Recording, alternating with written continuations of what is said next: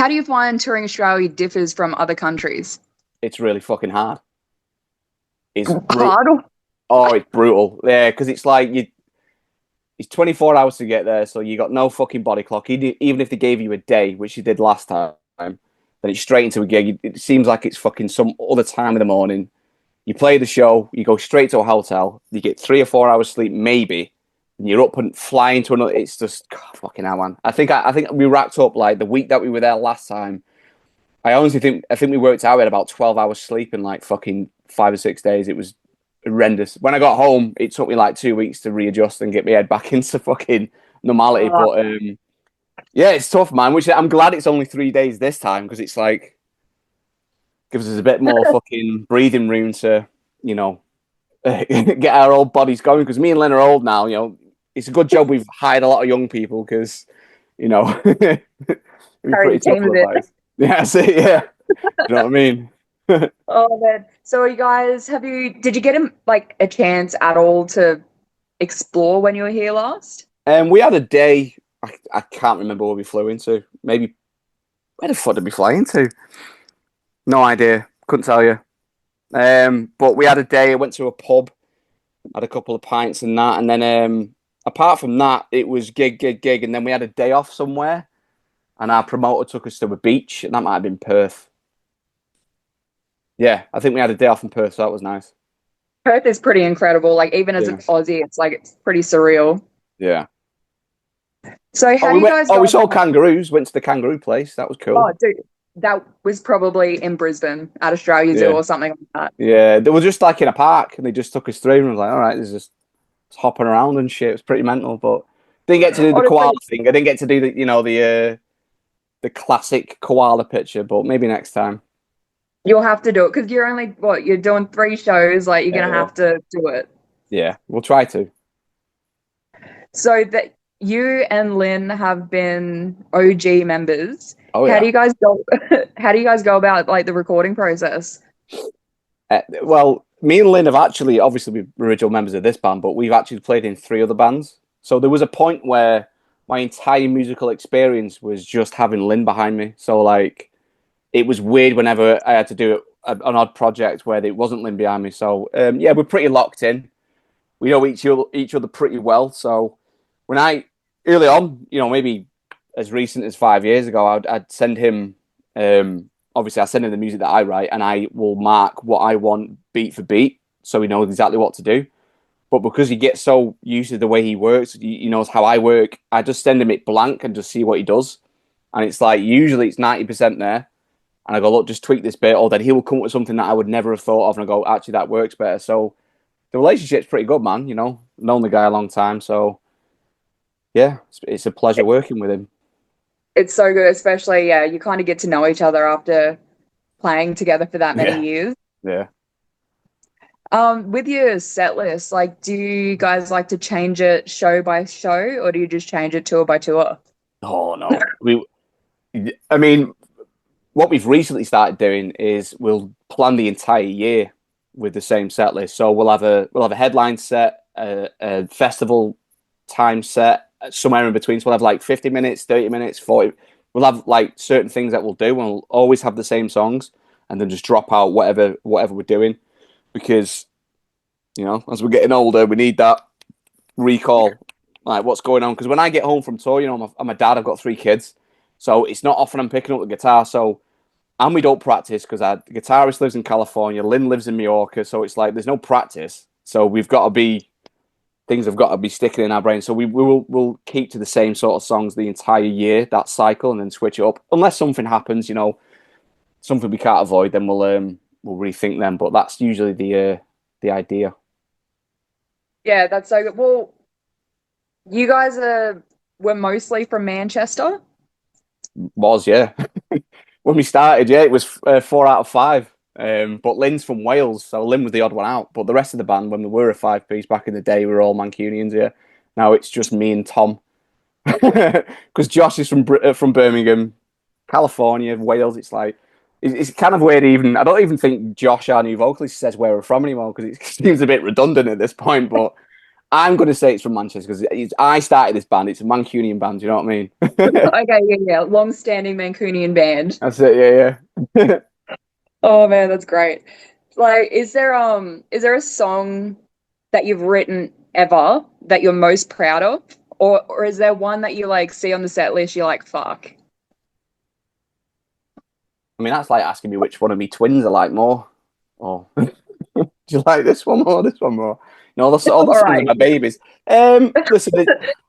Okay, so there'll be different songs that I'm proud to listen to, but not necessarily ones I want to play live. So there's definitely Yeah. a different kind of thing there. Because I mean, before the last single, Altar of Flesh, we released A Path Once Lost, where it's got me doing clean vocals, and I was like super proud of it. It was completely out of my comfort zone, and it felt really accomplished. And I thought, well, I've done something here that's completely unexpected and quite unusual. And I think it paid off. Single came out, we put it into the set list for our US tour in 2024, and we did one show and then fucking got rid of it. Sucked. Hated it. Just hated it. So Like, that just one's didn't great. translate. No, it was horrific. It was so bad. Oh, People just staring at me while I'm singing. I was like, ah, this sucks. And then we played, oh. then the next song was like a slammer. I was like, all right, we're doing this. I went, get rid of this. So yeah, there's definitely songs we will choose to play live because they work better live and they just feel better to play live. So I guess that's an answer. No, that's it. That's a very good answer. What Yeah. about like when you look out to the crowd, what kind of what's the word? Like what kind of reaction do you want to see? Like do you want to see like moshing? Do you want to see headbanging? Like Well, I'd least like to see the front row headbanging, and I'd at least like to see some sort of pit action going on. So that's kind of cool. I like the odd crowd surfer; they're kind of cool. Sometimes they stay on stage for too long, and it's like, it's like come this on is your man, get off. moment. Let's go. But yeah, as long as people are moving, I'm pretty happy, and I hope our music translates that way and it gets people moving because there's nothing worse than just, you know, I mean, we played a show in Berlin on the Cannibal Corpse tour in 2022, and it was like 1,500 sold out, and it was just 1,500 Germans just staring at me like for fucking 30 minutes. I was like, this is horrific. But you just know they're enjoying it. They are enjoying it. They're like that. I don't know. Germany used to be really, really exciting back in the day, but I don't know. Maybe I don't know. Maybe power I metal's their haven't thing. look, I haven't seen any like shows in Germany yet, but Yeah, I'm sure it's great. Um you're pretty consistent with bringing new music out every few years. So yeah. you released your last album t- one or Last two year. years ago, last year, and Yeah, then your single this year. Should we yeah, yeah. expect another album from you next year or the year after? 2026 is the aim to get the album out for sure. But Yeah, sweet. you will. I can be confident in saying you will hear new music before the end of the year. Oh, okay. We love to hear that. Yeah. Are you gonna just stay consistent, I suppose, with the new members? Like your sound is obviously gonna be changing. What can we expect there? Just heavier, more brutal? Well, exactly. I mean, I think Altar of Flesh is a good indicator of what's going to happen next. Like I said to you, picking those kind of tunes live against something a bit more experimental, which we've been doing on the last couple of albums, they don't really get a shot in on the live set. So we thought those songs we enjoy playing live, like the older ones, Invidious and Penny Dominance, that kind of shit. Obviously, Altars is the new one. It's going to be, you're going to feel that vein. It's going to be in that sphere. To showcase exactly what Josh can do, because that kind of music does lend itself well to the way he does vocals, and that's the shit we like playing live. So expect heavy shit on the in the future. Love to hear it. So I love the fact you guys, you're like, you're not death metal, you're not deathcore, you're not slam, you're kind of Yeah, like a an mixed bag. amalgamation. Yeah, Yes, I'm all about it, all I about it. And like that. it I makes like it more seeing palatable. people arguing Yeah. about us on the internet. What is it? What's this? What's that? But I've said this before in interviews. Someone said the term modern death metal, and I like that. I like the term Okay. modern death metal. It checks out like that brutal death metal, like modern death metal. It's a good mix. It kind Yeah. of covers both I'm bases. into that because I think it's a disservice if people just go, "Oh, you're a deathcore band." It's like, I know we've got You know, deathcore elements, but I wouldn't say exactly. we sound like Distant or fucking bands that do it well. We're not a deathcore band. We've got that that more of a death metal edge because that's what mine and Lynn's roots going. It's been listening to death metal for fucking a long time. So all that kind of brutal shit from the old days of Unit Leader. So, you know, we pull from a lot of that stuff still. So, and we're getting old. So getting, you know, less down with the kids. So I don't know what the fuck's going on. I'm glad we've got a 21-year-old and a 26-year-old because I don't know what the fucking hell's going on these days. You know what I mean? Got to keep in touch with the youths. I've got to try, yeah. Well, I'll let Josh do that. I'm fucking old man at the back, just drinking a beer. Oh, that's fantastic. So for yourself, what were your main inspirations when making Ingested? Well, the band name is basically we needed one word because all the cool bands had one word back then. And one of our favourite slam bands of all time is Devourment. I went, that sounds cool. What's close to Devourment? And then I just went through a load of shit, went Ingested. Right, there we go. That's it. Found it. So yeah. So bands like that, That is Dying phenomenal. Feet. I know it's great, isn't it? So good. I've told Brad from Devourment that a few times. I was like, well, our name's because of you, because you know, fair play. Devourment, Dying Fetus, massive. Suffocation, massive. A band called Inveracity from Greece were massive when we started the band. A lot of the tremolo picking I kind of adapted early on from them. So, you know, usual bag, Camel Corpse, all that shit. Nile, I played in Drop A because of Nile. So, yeah, that was kind of the bag back then. That was what I was into, and I'm not really changed, to be honest. I mean, our music might have like diversified and gone off in little directions, but all that shit's still my bag, you know. I still struggle to listen to newer music. I still go back to what I did when I was fucking 21. So, yeah. Every band you just named there was just like banger after banger after banger. Yeah. So Yeah.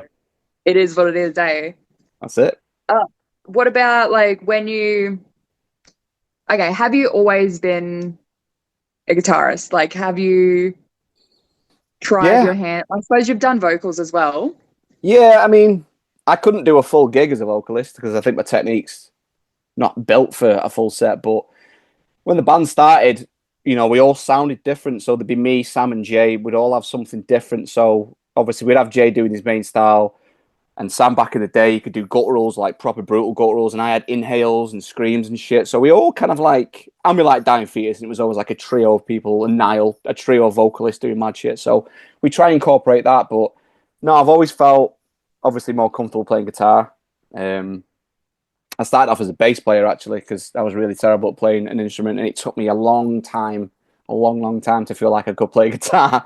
But somehow I found myself in this band, and I'm still doing it. So That's awesome. something must have worked. Is there a country or a festival that you love to play? The big festival that for some reason we've never played Wacken. I don't Weird.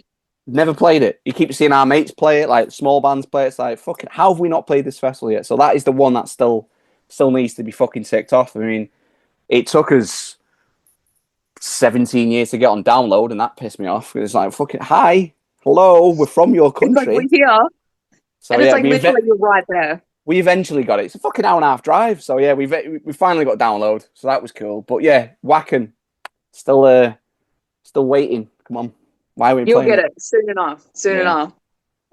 Okay. What are three local bands that you feel are underappreciated? Fucking hell, I don't know what the scene is like these days. I barely go Okay. out. Okay. Suppose dad life, hey. All right, yeah. Okay. What are your three favorite? Okay. Okay. If you're stuck on a desert island, you can take three records. What are you taking? Oh my god. Right, I'll keep it on topic because Go on. this could go mental. I'll keep it metal related at least. Chimera, The Impossibility of Reason. It's a Yep. big reason why I play music and a big reason why I play ESP guitars and shit. Fucking hell.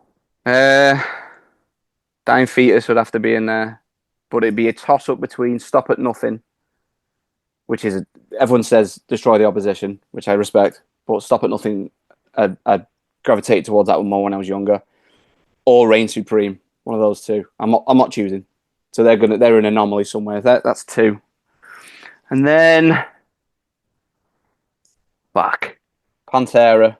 This is another odd one. Great Southern Tranquil. Because everyone says it's Because far better it's a driven, don't banger. they? It is a banger. Yeah. It's dark, it's weird, it's disgusting. I love it. Love it. Love it so much. Um, All right. Well, look, we've got 1 minute left. I don't want to steal all of your time, but sorry, I'm trying to think if there's like anything really, really good here. No, there's not. Well, look, I'm so sorry. It's all been great. Look, Don't worry about it.